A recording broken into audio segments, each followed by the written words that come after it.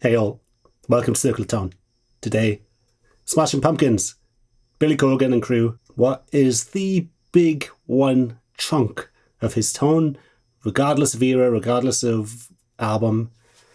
It's pretty much this guy, op amp, BIGMUFF. So I think they changed to the op amp circuitry in the late 70s. So let's have a quick play. So you might be wondering why I don't have a Strat. That's half of the battle, because that's why you come here, right? Because they used mostly a Les Paul and a Strat on those big early albums. So this one is Cherub Rock. He used a JCM 800 at the time, but it was modded with different tubes. I have a British style EL34 amp, but it's more of a bass. The amp is a bass for his BIGMUFF Pi pedal. I've also got an electric Mistress copy pedal. It's called the E-Lady by Moore. Very cool. And I'm not using an op amp BIGMUFF. I'm using the Wicker BIGMUFF. I'm not sure if that is based on the op amp, but I like the sound of it. I prefer the sound of this one.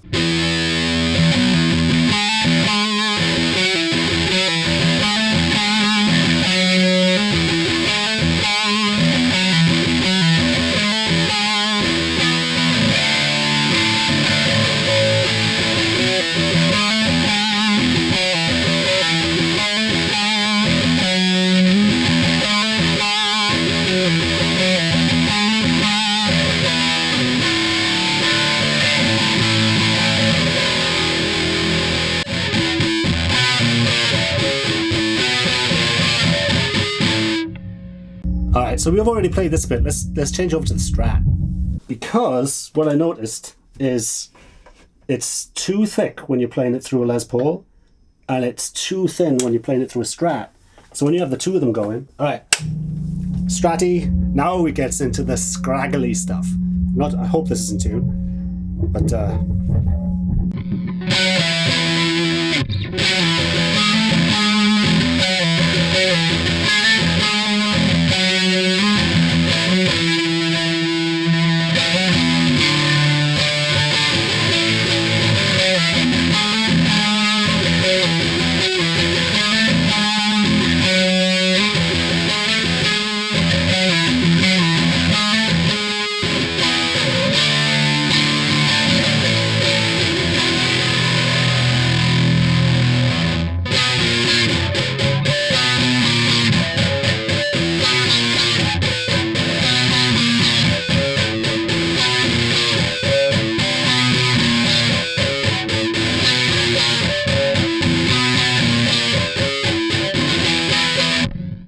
so can you hear the E-Lady?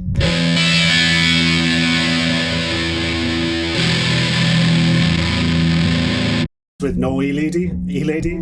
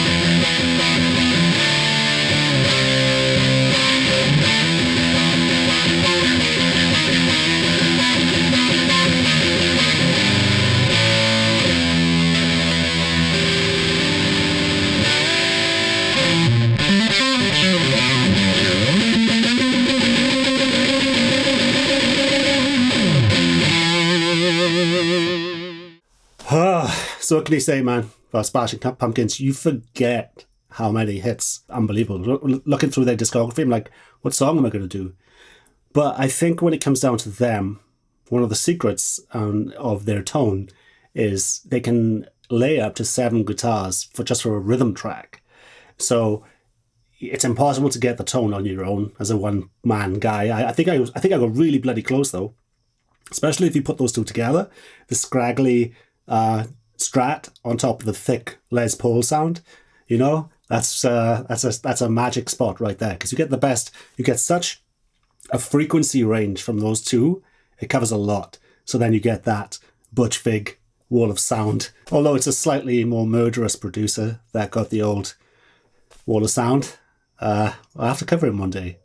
Absolute beautiful head of hair on him. So yeah, I have, if you want to know the mic types, the amp, the speakers, all that type of thing, you could check out my Instagram for my setup, and also check the description, and I'll have a list of all the gear that they generally used back in the day.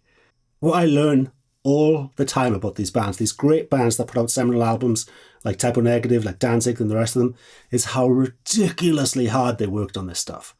We are talking, it's practically torture. Butch Vig, he said he almost had a nervous breakdown at the end of it, that they worked so long hours, they worked on it so much, and they were such perfectionists between the two of them. Billy played bass on it, he played guitar. He called the bass player window dressing in one of the interviews, which is pretty fucked up. But I kind of miss assholes in rock. I kind of miss assholes in rock and roll. I mean, practically all the greats were you know, either full of shit or megalomaniacs or the rest of it. You know, why not? Fuck it. You know, if you're upset, let people know through your music and the rest of it. That's part of the challenge. Like I keep on saying, YouTube guitarists are fucking boring, dude. It's like, oh. On Cherub Rock, the drummer at the time was struggling into heroin and the rest of it. And they could see it happening where he'd disappear from sessions. So basically they sat him down and said, this is your last day if you don't get this right, if you don't concentrate, and if you don't kick everything in the studio. So he freaked the fuck out. So they put him on Cherub Rock. Bang, bang, bang. They made him record it all day till he was bleeding. And they actually used the first take because he nailed it. But they kind of wanted to punish him and say, hey, you know, put him through the ringer and just almost test him to see if his head was on the drugs or on the music. And it was on the music because he beat himself up. And in my opinion, that drummer is actually just as important as Billy when it comes to capturing the essence of rock and roll, because that guy was a powerhouse. Actually, I remember because he fell off the wagon again and got back into the drugs. And I remember seeing him in one of the a live performance or a video or something. He looked like a ghost. It's obvious he was on something. So now just after that, they kicked him out, and they were kind of okay. But that guy, man, what a beast. And this, for you guys, this is going to be the easiest thing in the world for you guys to recreate. Just get a 75 speaker, a Celestion 75, get a BIGMUFF. Pretty much anyone will do. BIGMUFFs, they've, you know, Billy's probably used 5, 6 different types of BIGMUFFs down the years. I think he has his own BIGMUFF out now. But, and also just a BIGMUFF, pick your poison, whatever guitar. BIGMUFF, a cleanish, rocky-ish amp. You know, preferably he has KT77s, but it really doesn't matter. I mean, because when you have that much gain, it kind of envelops, and, you know, it's like I probably should have more gain than this, but I was going at it from the standpoint where I was going to try and track it 7 times, but then I get copyright strikes if I try and do more of these covers. I keep on doing it and I keep on failing, like when I did the Stooges, you know, it was so close that I get copyright strike. Even though it's kind of educational, but it's fair enough. You know, it's not my music. So we just riffing it today. So yeah, you can get an E-Lady for next to nothing. You can get a BIGMUFF, $40 used, you know, for a decent one too. And you're there.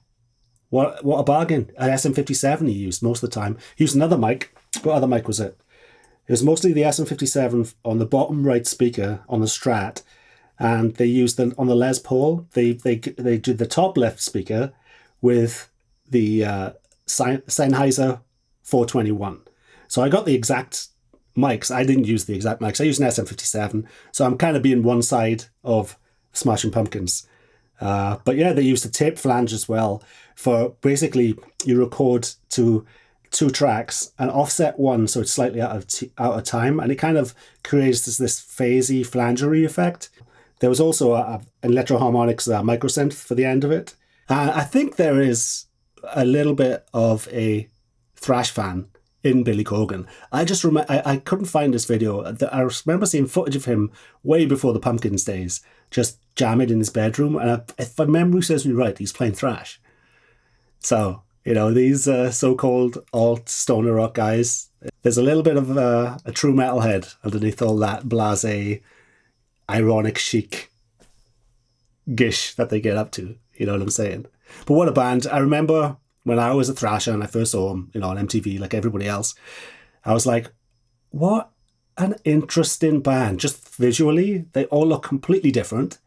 You know, we got a mullet on drums. We have this androgynous, beautiful Asian man. We have androgynous, beautiful, whiter than white chick. And then we have that girl on bass as well. No. I love it. You got to laugh, you know, sometimes the pomp rock type of thing, they do get a little bit artistic, let's say. But at the end of the day, there's a metal heart beating in that band, and I like it. Why not? But yeah, if you like these types of vids, oh yeah, thanks to my patrons of Tone. Let's check out the newest patron. If you want a shout out, the details are below, and it's like a way of tipping me to keep this channel going. So thank you, Stan S. Thanks, man. Really appreciate it. And good info as well. He contacted me with some information about some radio station in Florida. So pretty cool. Thanks, man. And also, we have a great group at the Circle of Tone Facebook group. Just search Circle of Tone there. Share your music. Just tell us how you made it. You know, don't just spam it. Say, you know, I use this mic and this and the rest of it. And so we can all learn together, you know what I mean? There's be some really good bands being shared on there. And I need to do a video on that, you know, to give them a shout out. Not that my channel gets many views. So, all right, let the algorithm know I exist. Hit like, hit subscribe. So I've got messages that people who have notifications on, if you click a bell, you get notified when I upload videos. People are telling me that they didn't get notifications. So it's great with the algorithm when you mess around with, you know, black metal and all the rest of it. All of a sudden, you're shadow banned from YouTube. But hopefully the channel will pick up.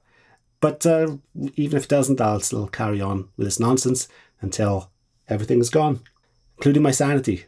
All right, chaps, you've been awesome. See you next time. Circle of Tone.